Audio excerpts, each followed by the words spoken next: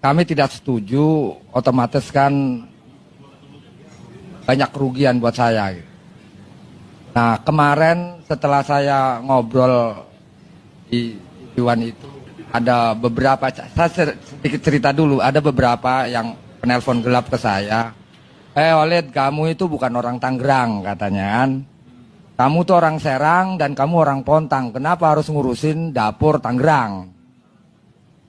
Saya bilang, wah kalau ini sepertinya saya sempat baca buku namanya, judulnya itu buku itu Logika Penjajah. Karangan Yai Midi kalau saya itu.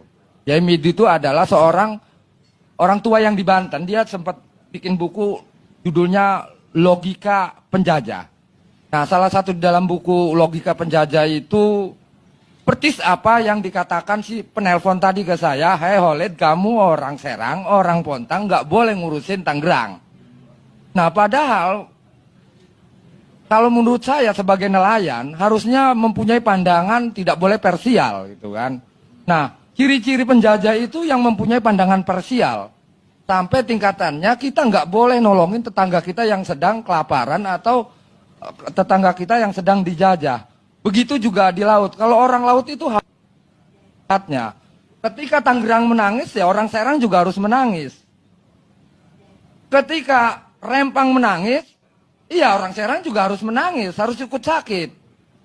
Ketika pesisir Manado Utara menjerit, ya orang Serang juga harus menjerit.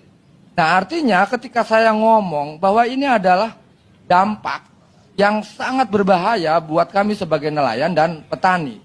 Justru ketika saya melihat kejadian-kejadian di laut gitu kan, pemagaran laut, kemudian tanah diorok, kali diorok gitu. Ya saya bilang tadi, saya ini seperti dikelola oleh orang-orang yang kerangka berpikirnya cacat gitu Pak Karni. Kenapa cacat? Lingkaran yang besar kok dipaksa untuk masuk ke lingkaran yang kecil. Contoh, kedaulatan negara harus dicaplok kepada korporasi. Nah saya nggak mau dikelola seperti ini. Kenapa tidak mau? Dan pokoknya lebih baik saya melawan daripada hidup saya sebagai petani nelayan dikelola oleh korporasi.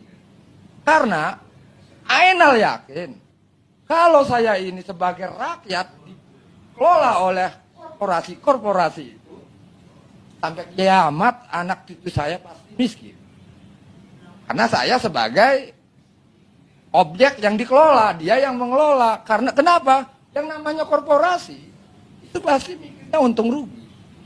Lah kalau negara pasti ada bicara tentang keadilan sosial bagi seluruh rakyat Indonesia dan kesejahteraannya. Nah cuman di sini kami nggak merasa itu. Kami tidak merasakan itu.